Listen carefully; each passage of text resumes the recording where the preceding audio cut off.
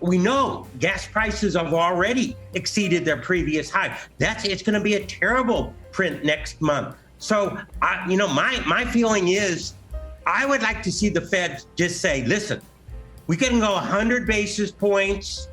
We're going to really be serious about this inflation. I actually think after an initial sell down, the market would rally and say, you know what?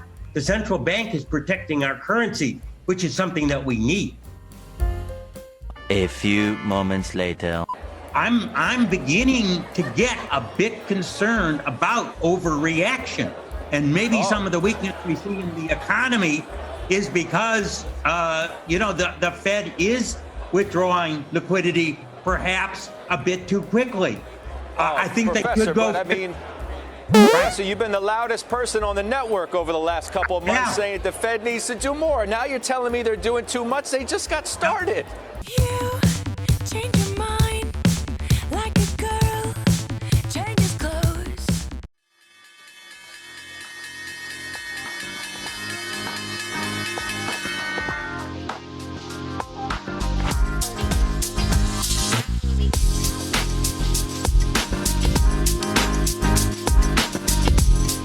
All right. Today is Thursday, the 26th of May. This is a recap for the stock market activities today. Folks, I got a good one for you tonight. Now, before we start, I'd like to pay tribute to legendary actor Ray Liotta, who passed away today at the age of 67. I mean, can you imagine quitting smoking, using Chantix, and then you die at 67 anyways? Oh, come on, it's not too soon. Ray Liotta would approve of this joke. I mean, the guy was funny, really funny. Anyhow, let's move on, because we got a lot to talk about, and here it is, in focus tonight. Here comes the tsunami of layoffs. The question is, are you prepared or not? Or are you assuming that you got your job in the bag? Because you're about to get a rude awakening. I want to start with this. The economy right now is under stagflation. What is stagflation? You got high inflation, but the pace of economic activity slowing down and contracting. And this is exactly what we're getting right now. For example, we all know that inflation is sky high. All you have to do is just go to the gas pump, to the grocery store, or try to buy some farts in a jar online. The prices are sky high. But we also know that the U.S. economy is contracting. For example, today we got the information that the U.S. economy shrank 1.5% last quarter. And this is the worst showing for the U.S. economy since the thing started. And today we got more information confirming stagflation. For example, pending home sales plunged to the lowest level in nearly a decade, and the worst could be yet to come. Now, there are two fallacies that I want to address, and these two fallacies are being floated in the business news media, be it in TV or in publications, or even in certain YouTubers floating these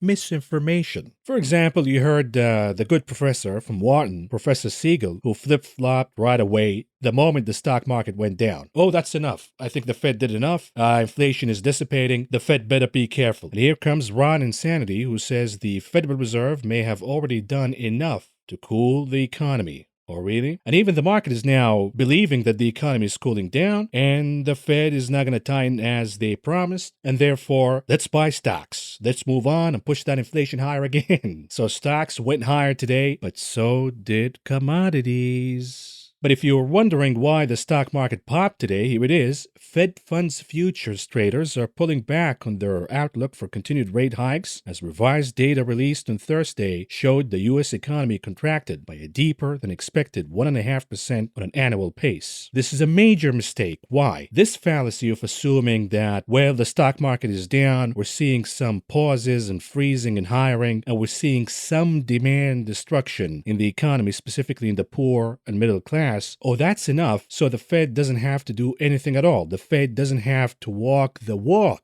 in taming this inflation by increasing interest rates. This is a major mistake because, as we've been saying, inflation has always been a monetary phenomenon. It is born due to the monetary policy, and its death comes from action by the monetary policy. It doesn't die on its own. Case in point, we are seeing demand destruction, quote unquote, at the gas pump, but prices are still at all all-time highs. And today, if you looked at the futures market, commodities, you've seen the WTI, Brent, and gasoline shooting up higher big time. Not just those, but also softs, grains, and lumber rebounded today because if the chatter around town says the Fed doesn't have to do anything anymore to tame this inflation because it's already cooling down, guess what? The market is speaking, and the market is saying, oh, you mean inflation is going to go higher? Because guess what? If the Fed doesn't walk the walk, inflation will make a comeback. And folks, they don't teach you this stuff in school or in college. They teach you that inflation is a supply problem. If we have disruptions in supply, we got inflation. Once supply comes back, inflation is gone. Bullshit. I made a video, which is an unorthodox take on inflation. Nobody's going to teach you this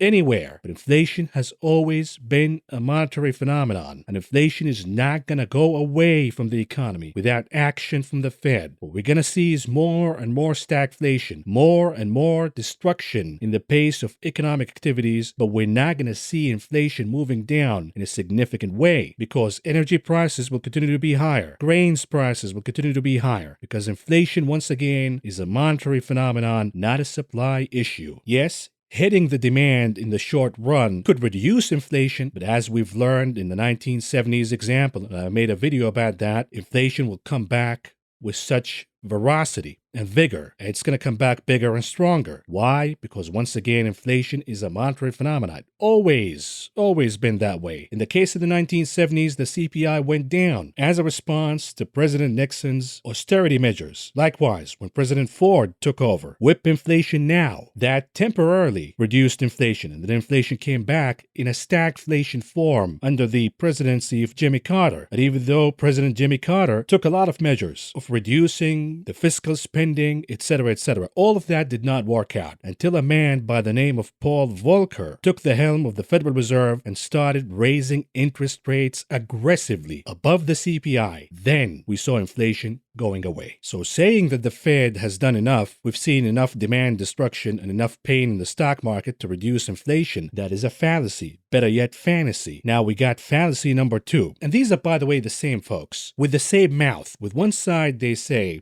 oh, the Fed has done enough because the stock market responded, and therefore inflation is cooling down or about to cool down, and the Fed has to pause and cool it down with the aggressive hawkishness because we're seeing demand destruction in the economy. These are the same folks with the same mouth who say with the other side that, oh, demand is not being destroyed in the economy as in the case of Amazon, Walmart, Target, etc. The consumer is just shifting spending from goods to services, and therefore we're seeing companies that produce goods, for example, suffering, but companies producing services doing just fine. For example, listen to CNBC's Steve Leisman. Look, I mean, here's the deal.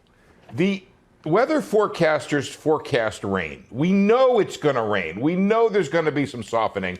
We know, for example, the goods sellers benefited from people being at home and not spending money on services. There's going to be some softening. So the question is, the market seems to go back and forth between saying, you know, it's going to be a hurricane or it's a hurricane right now to, oh, maybe just a line of thunderstorms coming through. And I think that that's probably more like what's going to happen here is that, first of all, you have this shift, Melissa, from goods to services, and that's going to be a big thing. You have people who are, you know, going out to on trips and doing things, concerts and restaurants they didn't do before. So that's taking money away from these goods producers. And the trouble is the market thought that the pandemic era spending was going to be around forever. So they bid up Peloton all the way, right? And then what happened there?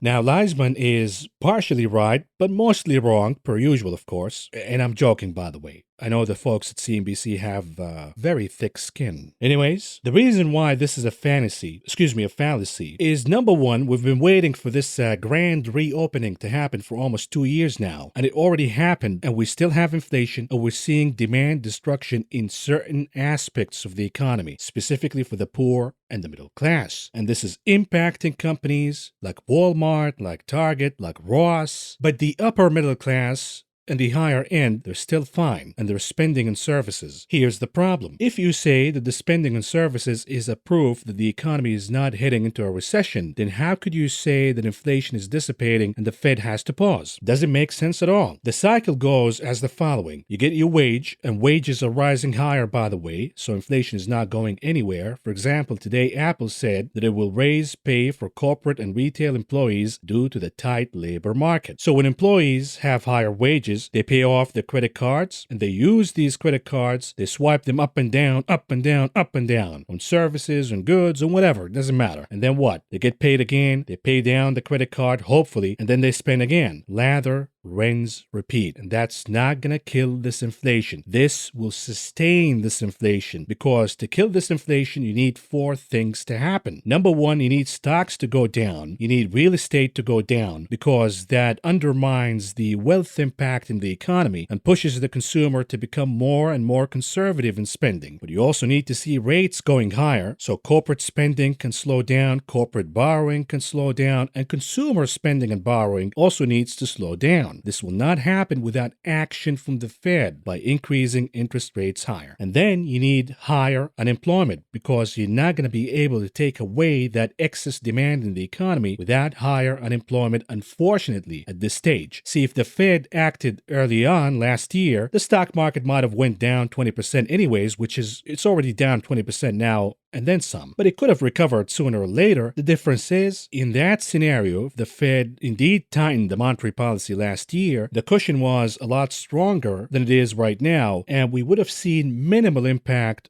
on unemployment. Now, this cushion is disappearing. Why? Because stocks are going down. The action in real estate is slowing down, but rates did not go higher. In other words, the economy is weakening under stagflation. So when the Fed increases interest rates right now, the damage in unemployment will become more apparent. If the Fed decides to pause because the economy is cooling down on its own, what's going to happen is more and more stagflation, because companies are going to lay off employees anyways, because stagflation destroys the stocks of these companies, and we know that we have an economy that traces the stock market, not the other way around like it used to. Back in the day, we used to have a stock market that traces the economy. Now we have an economy that traces the stock market, thank you to the financial engineering by the Federal Reserve. So again, if the Fed pauses and waits till the 4th quarter, the damage to the economy will become more apparent and the cushion will disappear entirely. And at that stage, they're going to realize to get inflation out of the formula, they need to increase interest rates dramatically. At that point, however, the damage will become even more severe. We could morph from a mini recession to a larger, prolonged recession, if not a depression. And therefore,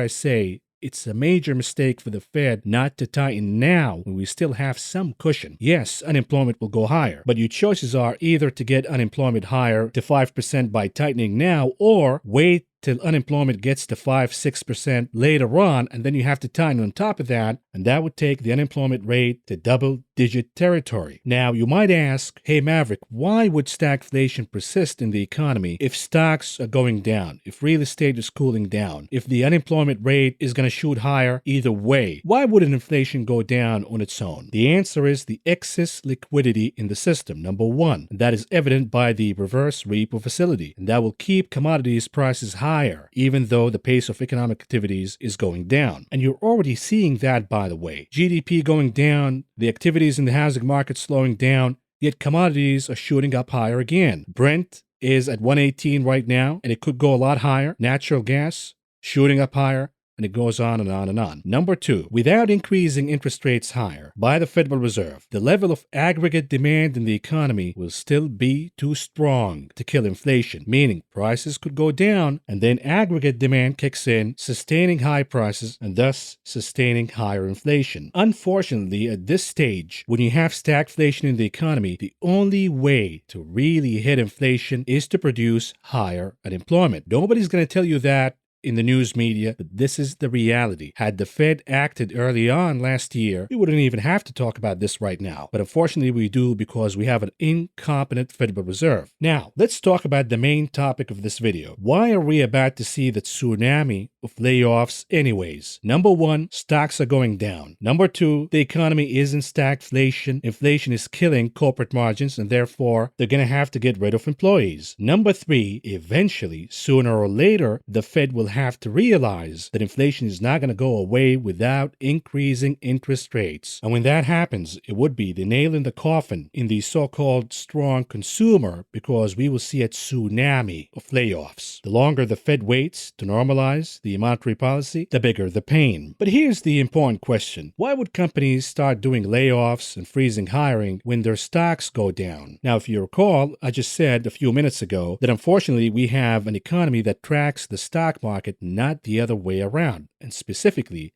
the economy tracks the stock market on the way down, but not necessarily on the way up. And that is due to two concepts. Concept number one is CAP-E, capital expenditure, and concept number two is CAP with a double P, capital preservation. And again, you can use whatever acronym you want. I don't think CAPP is the most brilliant one, but hey. I'm not that clever. Under CAP-E, the Federal Reserve is under print baby print, quantitative easing. Rates are pretty much zero. You can borrow whatever cash you want for the lowest interest rate, and that produces expansion in the economy, specifically among public companies in the stock market. Their stocks shoot up higher because under quantitative easing, we have a risk-on kind of mode where investors buy the stocks of growth companies, regardless of the growth in profits. Regardless whether the company has profits or not. So long as the revenues are growing, investors are willing to give these companies a generous valuation. Likewise, VCs, for example, they pour money all over the place on these startups and smaller companies. Whether they're really promising or not, it doesn't matter because cash is cheap. You can get cash, it's all over the place, and the interest rate is pretty much a zero. That enables companies, specifically public companies, to expand. They spend more, they hire more, most importantly, and when you have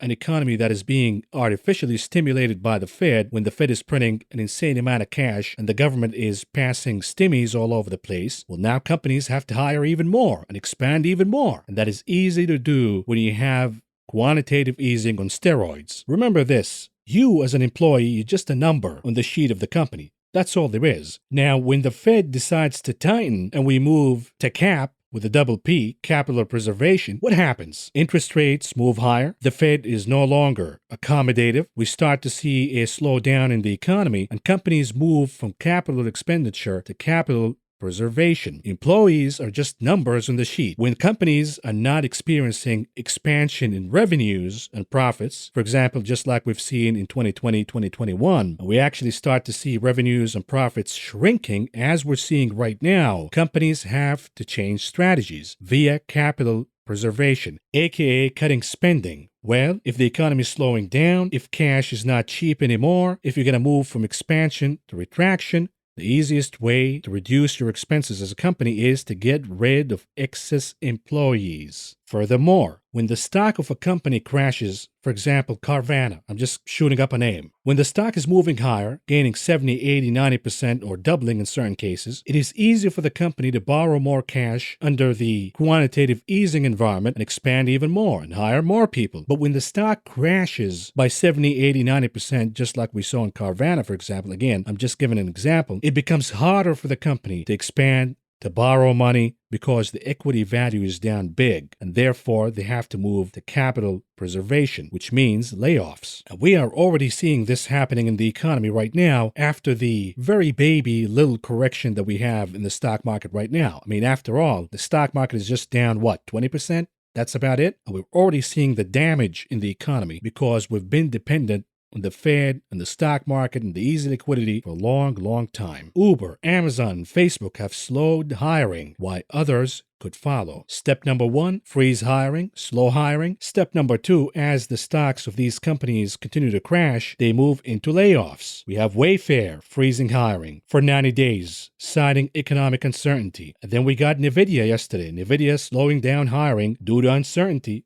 but in reality because the stock went down big and the economy is slowing down. Not just here, but globally. And then we have Snapchat also slowing down hiring. Why? Because their stock is down. They cannot continue to expand. And oh, by the way, they're getting hit. The revenues are getting hit. The profits are getting hit. Sooner or later, Snapchat will start firing people. Today, we got Microsoft. Even Microsoft is now slowing down hiring. Salesforce, another company, also slowing down hiring. Coinbase, which is a poster boy for the mania, for the bubble, is also slowing down hiring. Why? Because the stock is down. The good news for now is interest rates are still low, 1% the Fed funds rate, so they don't have to do layoffs yet. Keyword yet. Lyft is also pausing hiring, trimming budgets, citing economic slowdown. The headline from Forbes reads, "Be prepared for hiring freezes and layoffs." So far, we talked about freezes. Let's talk about the layoffs. And you're going to notice here that the layoffs are happening in smaller companies,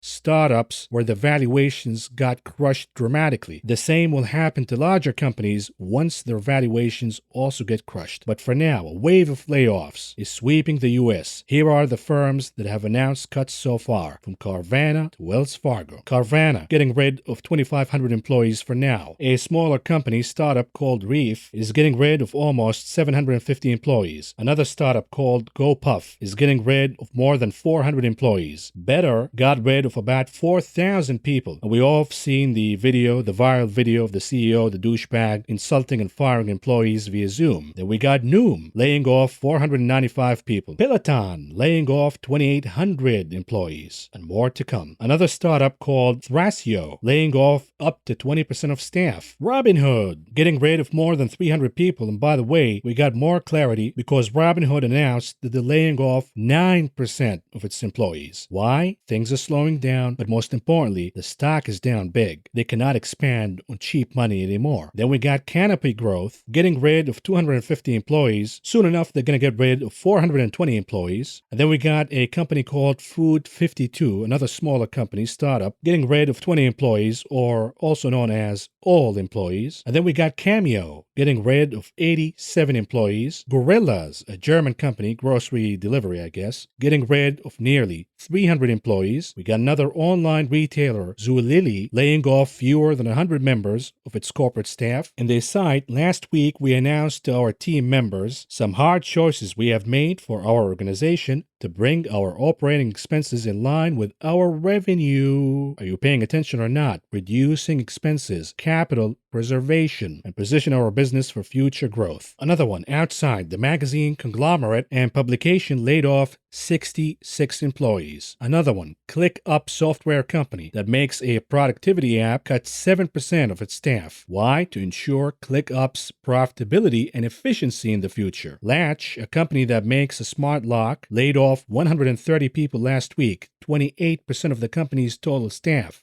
Why? To better align staffing and expenses levels with current sales volumes and the current macroeconomic environment. Are you starting to see a theme here? Bolt is laying off staff. Another startup, a small company, Klarna, laying off 10% of their employees. It's not just smaller companies, by the way. Wells Fargo is also getting rid of an unknown number of employees in the mortgage lending because the housing market is slowing down. Netflix is laying off employees. Now, Netflix has a lot of cash. They can keep these employees, but the stock went down big. So their ability to borrow more money and expand is no longer here. So they have to move to capital preservation. The easiest way to do that is to get rid of excess employees. And today we got news from PayPal. PayPal begins cutting staff as its push to reduce costs ramp up. Even giant companies like Facebook, Meta, not just freezing hiring, but getting rid of employees. And Forbes magazine says red flags signaling you might be selected for a layoff. Now, admission, I haven't read the article to begin with, but I'm just channeling my inner Letterman and saying, here it is. Top signs you're about to be fired.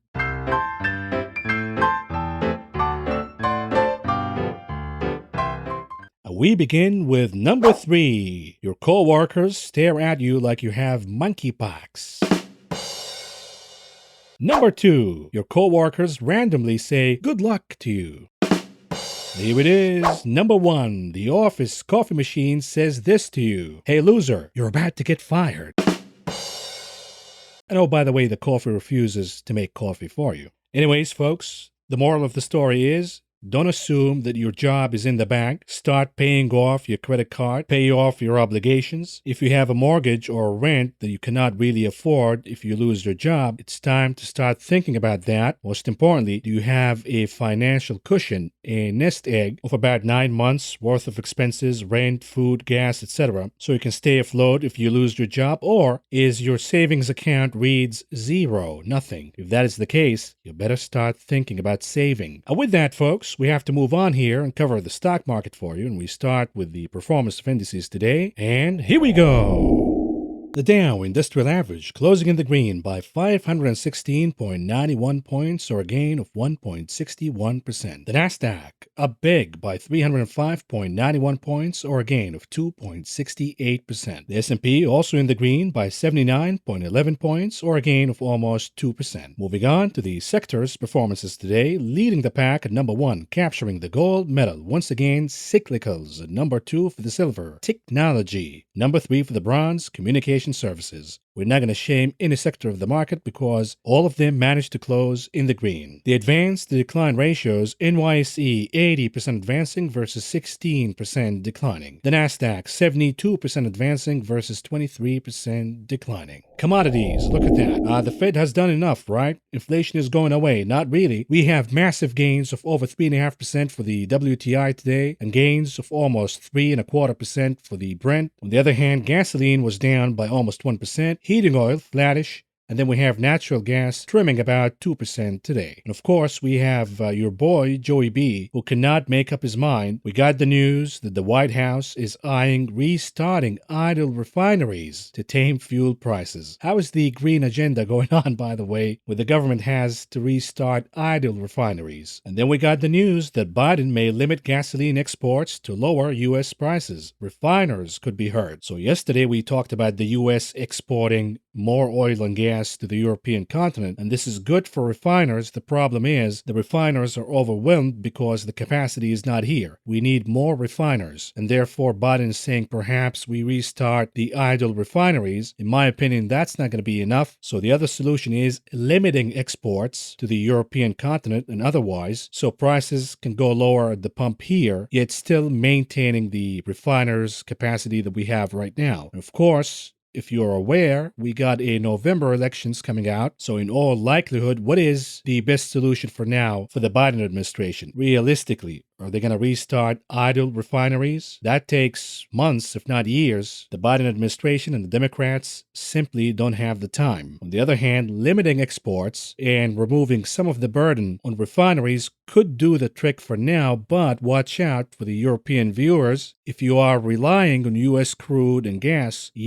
elections matter, so good luck to you. We're going to cut the exports so we can lower prices here at home, which means who's going to supply the Europeans with oil and gas for now? The answer is Russia. Yep, so all of these embargoes and let's boycott Russia. Watch how fast, by the way, now that we're heading closer to the election and inflation is sky high, watch how fast the administration and its allies are going to backpedal and say, oh, perhaps the best solution here is an agreement between Russia and Ukraine. Forget about the proxy war that's going on. Forget about supporting Ukraine until they're victorious. All of a sudden, we're going to backpedal and say, well, the best solution is an agreement by the two, aka let Putin win, because an agreement will mean annexing the territory that the Russians are holding right now, at least, of course. And then we have softs, and as you can see, lumber is up by more than 4%, so did coffee, and OJ up big, over 5% today, so did cocoa, gaining almost 2.5% today. On the other hand, we got modest declines for sugar, under 1%, meanwhile cotton is down big, over 3% today. Yet the overall theme is, if the sentiment says that the Fed has done enough,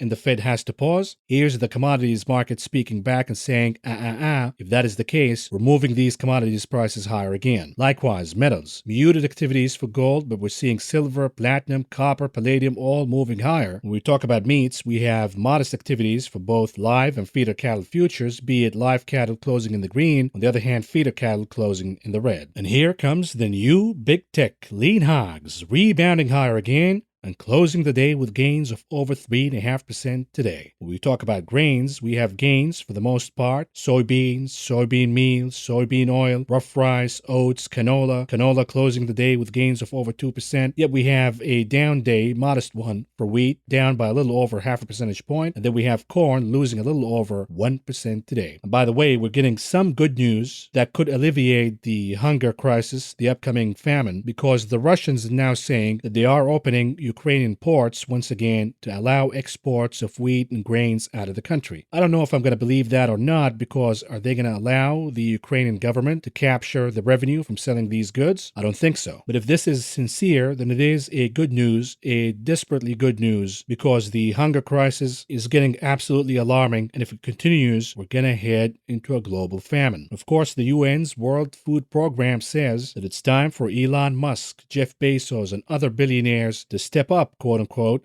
and help in the hunger crisis. And I say good luck with that, because the brightest idea these two have to help the planet is to launch themselves into space in a joyride.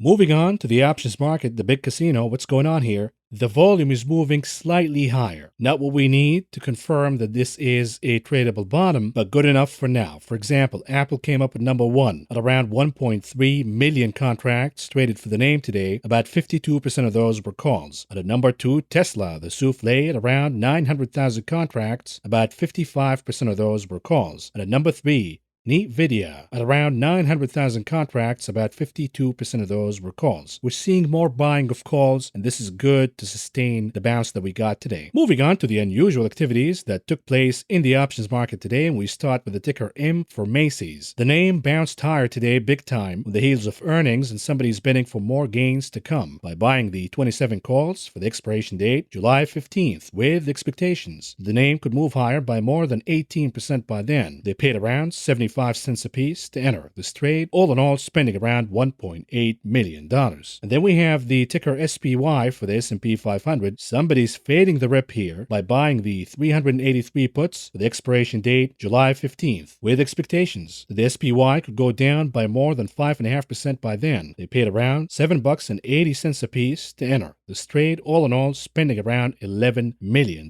Now, could this be a hedging activity? Perhaps, but usually in hedging trades, we see buyers going further down, meaning hedging against a drop of 10% or more. So this could be indeed a bet against the stock market, fading the rip. And then we have the ticker LCID Lucid Motor. They're buying puts this time around, the 17 puts for the expiration date, July 15th, with expectations that the name could go down by more than 10% by then. They paid around $2 a piece to enter this trade, all in all spending around $1.5 million. And then we have the ticker PARA, Paramount, aka Viacom, used to be Viacom. Now they call it Paramount because they want to capture some of the streaming optimism. Oops. Where did the streaming optimism go? Anyways, they're buying the 35 calls for the expiration date, July 15th, with expectations that the name could move higher by more than 8% by then. They paid around $1.20 a piece to enter this trade, all in all spending around $780,000. Lastly, at the bottom of the table, what about the ticker MSFT, Microsoft? Somebody's betting for more gains to come here on the heels of the rebound that we got today. They bought the 290 calls for the expiration date, July 1st, with expectations that Microsoft could gain another 9% or more by then. They paid around $2 a piece to enter this trade, all in all spending around $900,000. Moving on to the heat map analysis, a sea of green. It is a rebound day, technical rebound, bear market rally.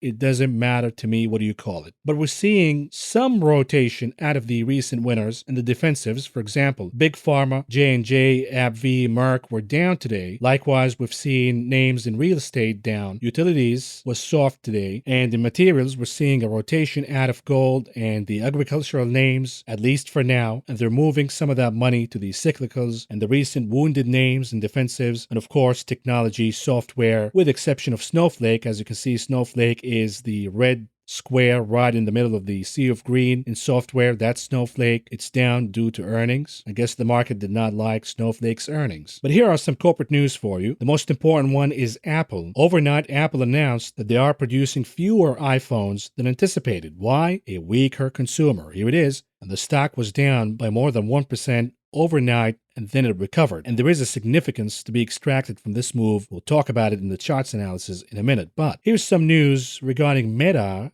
Facebook, and Mark Zuckerberg says, this is the lunacy of Mark, he says that the Metaverse project will lose significant sums of money for up to 5 years. In other words, Zuckerberg is saying, please stop buying Facebook stock. It's trash. We talked about the Metaverse before in this program. It is a glorified video game. That's all there is. It is not the new internet at all. It's a glorified idea, which probably could be the nail in the coffin of Facebook as a company. And here it is, the problems in the metaverse already arriving. The headline reads, women's avatars are being sexually harassed or assaulted in Mark Zuckerberg's metaverse platforms. Now, how do you conduct sexual assault in the metaverse in a world where nobody has lower body? Why do you say women's avatar? What are you, shaming other genders, bro? How do you know it's a woman if they don't have lower body? The only good news about the metaverse is the fact that the Kardashians would be poor and irrelevant. Anyways, we got news, M&A news from Broadcom spending $32 billion to buy the old school company of VMware. Good luck with that. And then we got some news, perhaps not the sole contributor for the rally today, but one of the reasons. The bounce in Macy's, Dollar Tree, Dollar General by double digits, by the way, because, at least according to the experts, the results from these companies negate the negative results that we got last week from Walmart and Target. Now, I looked at their earnings. These companies, Macy's, Dollar Tree, Dollar General, are suffering from the same problem that Walmart and Target are suffering from, maybe not to the same magnitude, but it's still here. I think the rebound is due to the technical rebound, the overall technical rebound in the stock market. And it's not related to the earnings that we got. The market was just looking for any good news from these companies. And if you produce results that are not as disappointing as the market might be expecting, that's good enough to induce a rally in the stock market, specifically in these names. Moving on to the heat map for the ETFs, both growth and value are positive today, be it growth outperforming value. We haven't seen this theme for a few weeks now. And when we look at the individual ETFs, the theme becomes clearer. We're seeing names like the XLK, Technology, SOXX, Chips, XLY, Cyclicals, XRT, Retail, all moving significantly higher. Yet the defensives, the value in real estate, in utilities, the XLU, even the consumer staples, XLP, underperformed, be it the XLP closed positive for the day. When we talk about commodities, UNG gas was down, the precious metals ETFs,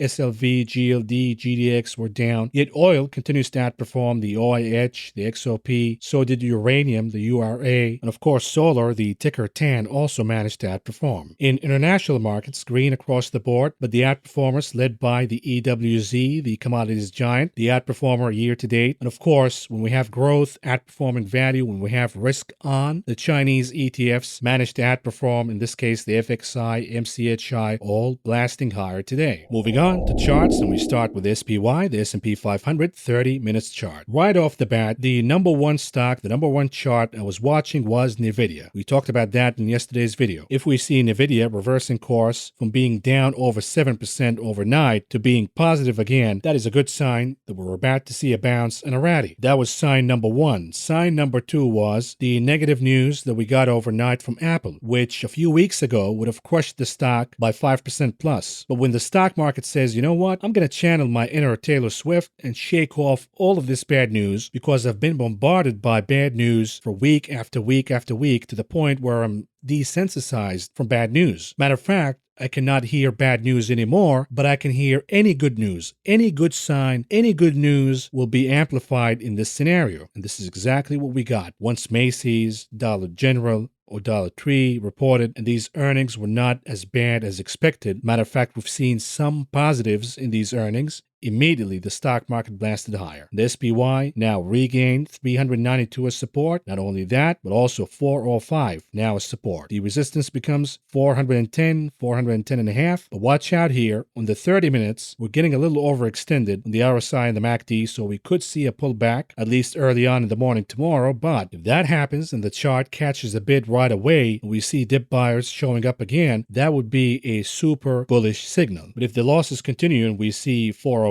lost for good as support, and we go down closer to 398, that's going to be a big problem because the assumption would be this is a bear market rally. We have a long weekend coming, de-risk, book profits, and say goodbye. Now, here's the daily chart for the continuous contract for the SPY, the S&P 500. Again, it managed to recapture and reaffirm 3,960 as support. The volume is cooling down significantly. That's a good sign for the bulls. On top of that, the momentum indicators, the RSI and the MACD, are accelerating higher. And now we're seeing larger green impressions in the histogram of the MACD. This is a good sign indicating more bullish momentum. Now, of course, the conservative bulls are not going to feel safe and secured until 4,100, 4,102 in my chart is captured as support by the end of the week. But other traders with more risk tolerance already seen enough in yesterday's activities and bought wide away, at least bought calls for now. Moving on to the SPX, the cash index for the S&P 500. The good news for the bulls is we're above 4,000. If the chart closes the week above 4,000, that would be a good signal for the bulls. We're also seeing the volume cooling down by a little bit. We're seeing the momentum indicators reversing course and moving higher again. All good for the bulls, but the problem begins if 4,000 is lost to support by the end of the week, meaning tomorrow. A weekly closing below 4,000 again will encourage the bears to double down on puts and perhaps a lot of bulls to say this is a bear market rally or was a bear market rally, book whatever profits we have and abandon. Moving on to the Qs, the NASDAQ 30 minutes chart, a massive pop higher. We talked about NVIDIA as an indicator, and now the Qs is trading above 297.5. When you look at the MACD, the RSI, they're getting a little overextended, so if we get a pullback, the assumption is we could lose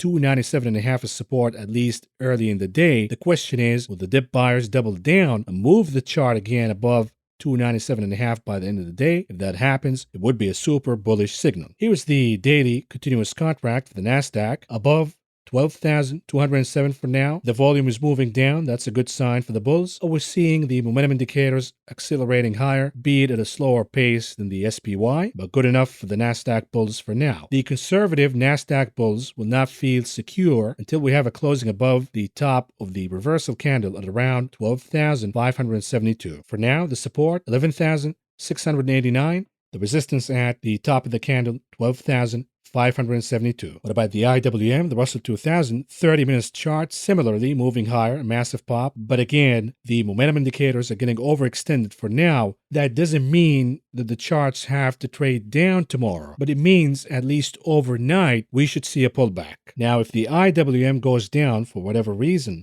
then we have 181 as support, and if that is broken, we have 177.85 as the next support. But if we get there, it's not going to be a good sign. It will mean that we have a reversal, and perhaps this was another short-lived bear market rally. The Dixie, the dollar index, another down day, but we have to watch out for the point of reversal and bottoming in the Dixie. Because if it happens before 99.9, it's going to be a problem for the indices, specifically a problem for gold. Here's the daily chart for gold. For now, so far so good. Gold is above the Fibonacci support of 1,850. The problem is, it should be moving higher. As the dollar and the 10-year yield moving down, gold should be catching a bid. Why aren't folks buying gold right now? If that continues, we see a lack of bid in gold, and it loses 1,850 as support, let's say, and be conservative, 1,840 as support, it's going to be a problem for gold, and we will see lower lows. But if gold sustains that support, then we could be seeing the beginning of a reverse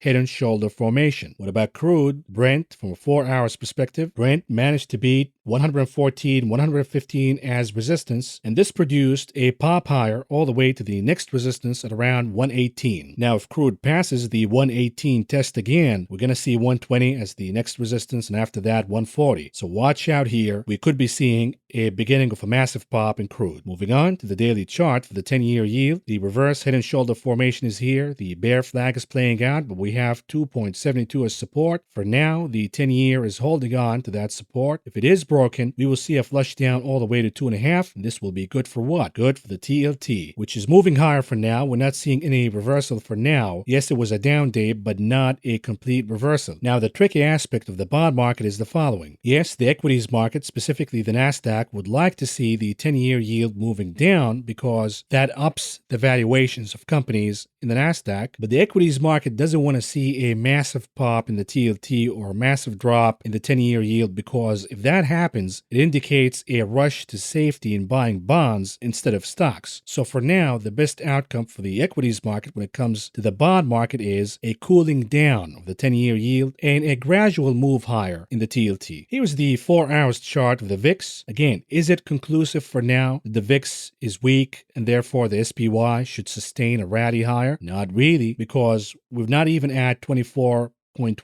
And even though the SPY was up big, certain names were up big, the VIX is not down big. But we're going to see, at least for now, folks, taking advantage of the drop in the VIX by buying puts and hedging. So we're not going to feel out of the woods yet until 24.29 is broken as support, but we see a flush down all the way to 20. Now, do you want to wait all the way down to 20 to start buying? Of course not, because by that time, perhaps the rally would be over in the SPY. But a confirmation would be another down day, we get closer to 24.29, and the VIX loses that support. That would be a confirmation that the rally in the SPY, the S&P 500, is sustainable for now. What about the VXN? We got a confirmation here by losing the support trend line. That's number one. We're seeing acceleration in the bearish momentum from the RSI and the MACD indicators from a 4-hour perspective for the VXN, the VIX for the NASDAQ. So it appears for now that if we have a rebound rally, at least according from the volatility indices, the VIX and the VXN, that the NASDAQ would be favored in this rebound, meaning the most beaten down names will rebound the most. The PayPals of the world, the RKKs of the world, the software names. And again, this is according to these two charts. This is not set in stone. What about Apple? Here it is. It is reaffirming 138.79 as support.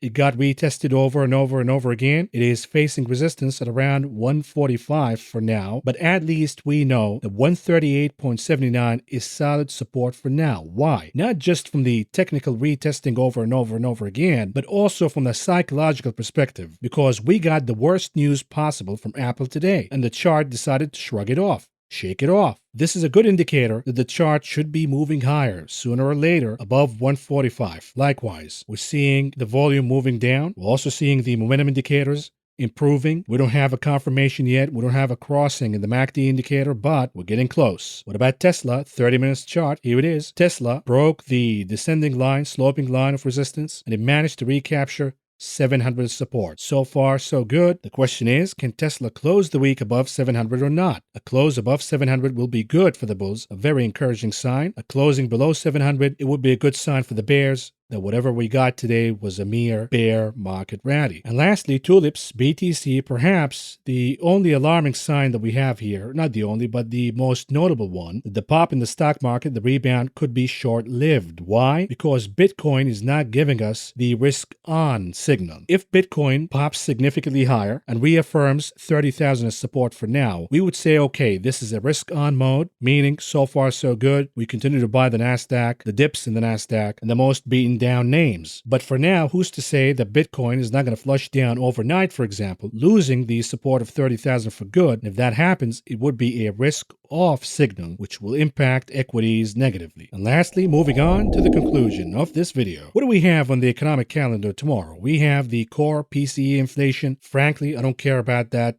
reading at all. The Fed does. But again, we live in the real world, not in the metaverse, where gas and food matter the most for us. So core PCE means nothing for me, but it means a lot for the Fed, and therefore the market will be watching closely. If we get a reading suggesting peak inflation in the core PCE, that would be a good signal for equities, because it reaffirms that the Fed is not going to be as hawkish as the market anticipated just a few weeks ago. And then we have disposable income and consumer spending, along with the most important final reading of the University of Michigan Consumer Sentiment Index. When it comes to the earnings calendar, we have Canopy growth, and that's about it. And folks, this is all I got for you for now. Thank you for listening. Thank you for watching. I will talk to you again over the weekend. Right after I got here, I ordered some spaghetti with marinara sauce, and I got egg noodles and ketchup. I'm an average nobody. Get to live the rest of my life like a schnook.